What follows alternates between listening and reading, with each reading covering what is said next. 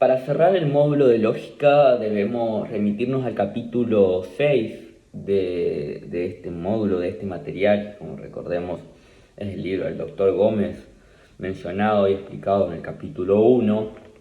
En este caso vamos a abocarnos a un capítulo complejo, quizás abstracto, difícil de entender. Nuevamente intentaremos poner luz sobre los conceptos que consideramos principales o más importantes a la hora de rendir el examen de ingreso, como dije también.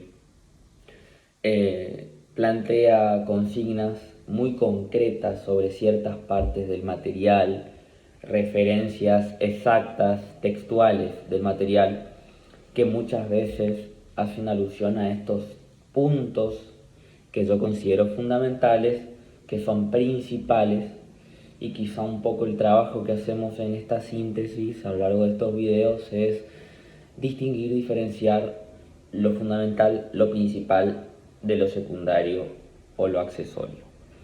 En este caso, el tema central del capítulo 6 es la argumentación o el hecho de argumentar, que lo define como dar razones en favor de una postura.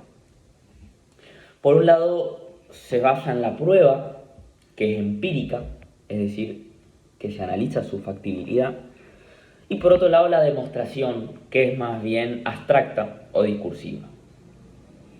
También se define, volvemos a la cuestión de la definición que hablamos en el capítulo 4, se define a argumentar como la expresión verbal del raciocinio. Cuando hablamos de la acción de razonar, que es la piedra angular del estudio de la lógica, es decir, a partir del análisis de premisas, extraer conclusiones, la expresión verbal de razonar, de ese elemento que es el raciocinio, que es donde producimos justamente esa cuestión, la expresión verbal de todo eso es la argumentación, que se fundamenta en una regla que es que todo hablante debe fundamentar lo que dice, que a su vez cualquiera puede hablar, que las personas tienen libertad absoluta en las discusiones y al hablar, y que no se puede prohibir a nadie de justamente estas cuestiones, de hablar, de tener libertad a la hora de hablar. Esto es lo que refiere a la argumentación en su mirada general. Ahora, si miramos en particular la argumentación jurídica, debemos decir que es utilizada por operadores del derecho, por ejemplo, en el caso de los jueces, a través de las sentencias que deben argumentar sus decisiones. En el caso de los abogados, al discutir, al debatir en procesos, o de los legisladores en la formación de las leyes. Estos operadores a la hora de argumentar jurídicamente se basan fundamentalmente en convicciones fácticas, en valoraciones jurídicas de las normas ya existentes, en principios suprafácticos, es decir, principios que están por encima de los hechos. En todo esto se basan para operar jurídicamente a través de la argumentación, que es ni más ni menos que dar razones a favor de su postura o de su planteo. La argumentación es importante, nos dice el material, de 3 puntos de vista: desde el punto de vista teórico, a través de la ciencia del derecho, que es la cuestión más científica, de análisis más específico del derecho visto como una ciencia, con un método científico claro, con un razonamiento, una lógica propia, y obviamente una argumentación concreta. Esa es la mirada teórica, que tiene que ver con la ciencia del derecho. Después está la mirada pragmática, en el cual se maneja el argumento obviamente a favor de quien argumenta. Por ejemplo, esta es el punto de vista de los operadores jurídicos, por ejemplo, de los abogados en un litigio, que deben argumentar a favor de su cliente de forma pragmática. Y en tercer lugar tenemos el punto de vista político, en el cual, obviamente en un sistema democrático establecido por el Estado de Derecho, en el juego de las mayorías propio de la democracia, quien argumenta a favor del sector que representa, quien argumenta a favor de las mayorías, la forma de argumentar de las minorías, pueden tener un rol clave a la hora de analizar el derecho, por ejemplo, en la formación de leyes. Y el punto de vista político es fundamental al argumentar, porque muchas veces las argumentaciones terminan definiendo las mayorías, las minorías y son claves en el juego de la democracia. Volvemos nuevamente, por lo que nos va expresando el material, a la diferenciación entre prueba fáctica o empírica, factible, que habla al principio, y la demostración. Que como dije, la demostración no se basa en lo factual, en lo empírico, como si la prueba, sino que la demostración tiene más que ver con el debate, es más abstracto. Y particularmente en el mundo del derecho, por ejemplo, en el universo o en la rama penal del derecho, los debates doctrinarios, es decir, entre diferentes doctrinas, que son ni más ni menos que conjunto de ideas que imponen o que establecen o que proponen una interpretación de la norma. Las diferentes doctrinas, por ejemplo, en el derecho penal, están todo el tiempo en constante tensión, en constante debate sobre cómo interpretar las normas, por ejemplo. La argumentación hace evidente la falsedad o la verdad, esa es otra definición de la argumentación, hacer evidente, poner luz sobre qué es falso y qué es verdadero. Y nuevamente el material nos propone 3 perspectivas y 3 concepciones que invito a estudiar y a leer cada una. Para mencionar las 3 perspectivas son el campo de aplicación, es decir, en qué campo de aplicación del derecho estamos argumentando. Existen miles de campos de aplicación del derecho, el penal es uno, por ejemplo. El método de argumentación, existen varios métodos, formas de argumentar, bueno, qué método argumentativo estamos utilizando. Y el resultado, es decir, qué objetivo concreto buscamos con esa argumentación. Por otro lado, existen 3 concepciones: la formal, que es a través de la argumentación en sí misma, la más teórica; la material, que es justamente la que se basa en la argumentación concreta; y la pragmática, que nuevamente tiene que ver con lo persuasivo. Ahora bien, una vez que obviamente los invito a estudiar esas clasificaciones, yo las menciono someramente. Luego de esto, el material nos propone una serie de teorías fundamentales, según Gómez, para cerrar el módulo. La primera de ellas es la teoría consensual de la verdad de Habermas. Nuevamente les recomiendo estudiarle el nombre, la teoría con el autor. Como podemos extraer del nombre de la teoría, y este es un ejercicio que les recomiendo a lo largo de toda la carrera, los títulos dicen mucho más de lo que creemos. Los títulos son una síntesis en una oración, en una proposición, de lo que nos vamos a encontrar en un material. En este caso hablamos de la teoría consensual de la verdad. De la palabra consensual podemos extraer que existe el consenso en esta oración de la verdad. Es decir, la verdad a través del consenso. Eso es lo que nos dice Habermas. Nos dice que la verdad es un producto del consenso entre los hombres. Se corre de la mirada empírica, de la mirada de los hechos, de la que nos dice que la verdad es producto de los hechos de la naturaleza.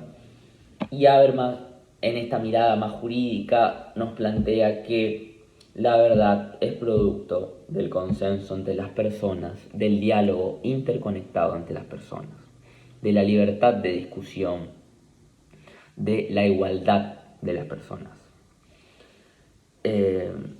Por eso digo, contrapone frente a la teoría de la verdad como correspondencia, que es justamente la verdad en lo fáctico, en la naturaleza. Que la verdad como correspondencia solo valora los hechos. Cuando hablamos de hecho, de fáctico, de empírico, de lo natural, estamos hablando de una misma línea de pensamiento. Cuando hablamos de la verdad a través del consenso, hablamos de otra línea de pensamiento. Esta idea de Habermas se puede ver en ejemplos concretos en nuestro sistema normativo. Por ejemplo, Cuando hablamos de la soberanía popular, que es un principio constitucional fundamental, que es una idea básica del constitucionalismo no solo argentino, sino de toda la historia del constitucionalismo americano, francés, en que la verdadera soberanía reside en el pueblo, en que el poder reside en el pueblo, reside en la nación, y es la nación la que otorga ese poder a los gobernantes. Esto se contrapone a la vieja idea del poder divino, es decir, del poder de Dios, que recaía directamente en los reyes, en las monarquías. Esa idea de soberanía popular propia del constitucionalismo establece reglas en las cuales se desenvuelve el poder político. Es decir, el poder político se subsume, se somete a la soberanía popular, a las reglas de la soberanía popular.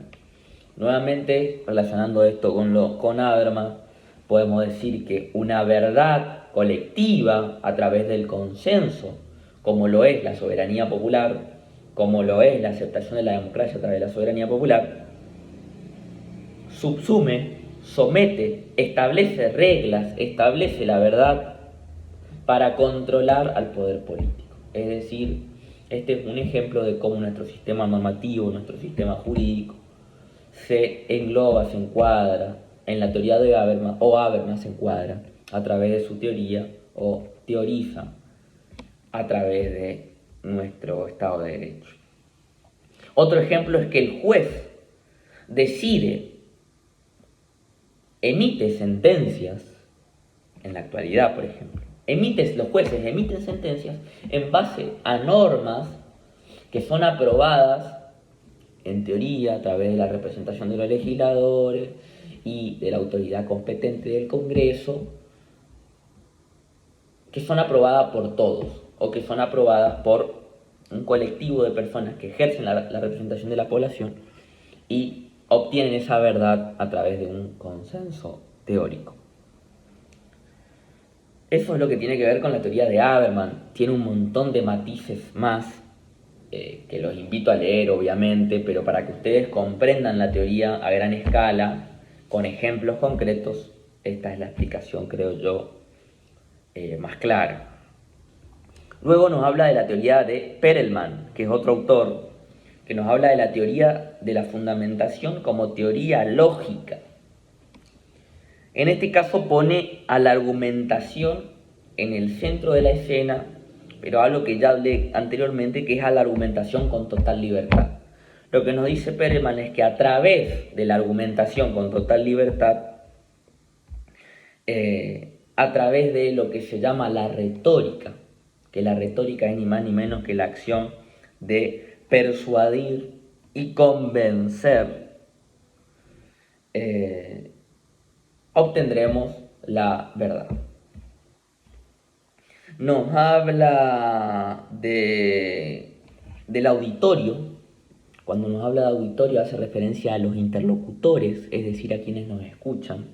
Nos habla de un auditorio universal y de un auditorio particular. Cuando hablamos de convencer, estamos convenciendo a un auditorio universal. Cuando hablamos de persuadir, estamos convenciendo a un auditorio particular. Es decir, cuando convencemos a un colectivo muy grande, convencemos a la teoría y a la ciencia en sí mismo, a un espacio grande. En cambio, cuando hablamos de un auditorio particular, le estamos hablando a un grupo de personas en concreto que intentamos persuadir. Esta herramienta de la persuasión, del convencimiento, son herramientas de los operadores jurídicos. Por ejemplo, los abogados a los jueces intentan persuadir a través de la argumentación y de las técnicas de argumentación. Así que un poco lo que nos plantea Perelman es esto: la argumentación con libertad, como eje, como base de su teoría, con un rol fundamental de la retórica en esta acción de persuadir y convencer, que van a ser dos matices fundamentales de la argumentación en todos los ámbitos, pero por sobre todas las cosas en el ámbito del derecho. Por último nos habla de Robert Alexy, que es otro autor que vincula a las discusiones con el sistema jurídico y con las reglas, que es otra teoría que invito a leer con mayor profundidad. Y por último, y con esto cierro el módulo y cierro el capítulo 6, nos habla de Nino. El doctor Nino es un jurista argentino muy reconocido que van a leer en Introducción al Derecho y a lo largo de toda la carrera, también en Filosofía del Derecho, Carlos Nino. Fundamental también en la fundamentación jurídica del proceso democrático que vivimos desde el 1983 hasta la actualidad en el país. Nino nos habla de los silogismos jurídicos, nos dice que el silogismo judicial es un silogismo jurídico, es decir, la justicia se fundamenta en un silogismo jurídico. Porque si recordamos al silogismo, que es una palabra que ya la explicamos anteriormente, el silogismo está compuesto por una premisa mayor, que es la ley. La ley en todas sus formas es la premisa mayor en el ámbito judicial. La premisa menor son los hechos que el juez va a juzgar desde los lentes de la premisa mayor, que es la ley. Y la conclusión de esas dos premisas es la sentencia que el juez va a emitir y que va a ser ni más ni menos que su decisión sobre esos casos a partir del análisis y la puesta en aplicación de la normativa. Es decir, lo que nos dice Nino es que nuestro sistema judicial se fundamenta en un silogismo en el cual, a través de dos premisas, una mayor que la ley, una menor que son los hechos, a través de dos premisas se extrae una conclusión, y esto constituye ni más ni menos que el acto de razonar y por ende de la lógica.